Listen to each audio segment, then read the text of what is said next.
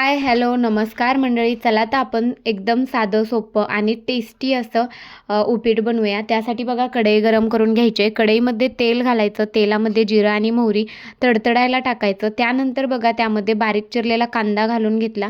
कांदा छान परतवून झाल्यानंतर त्यामध्ये मी मिरच्या कट करून घेतलेल्या घातल्या. त्यानंतर बघा त्यामध्ये टोमॅटो, कोथिंबीर आणि कढीपत्ता घालून घेतला. छान असं फ्राय करून घेतलं आणि नंतर बघा त्यामध्ये शेंगदाणे आणि अर्धा चमचा हळद घालून घेतली.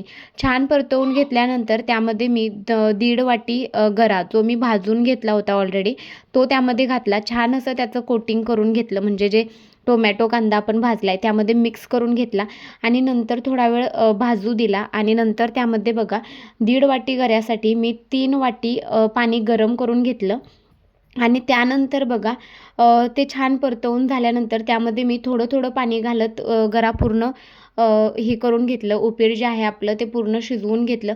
बघा गरम पाणी केल्यानं काय होतं तर गरा आपला फुलून येतो लगेच. चवीपुरतं नमक घालून घेतलं. छान परतवून घेतलं आणि बघा आपला तयार आहे उपीट. आवडलं तर लाईक, शेअर, सबस्क्राईब.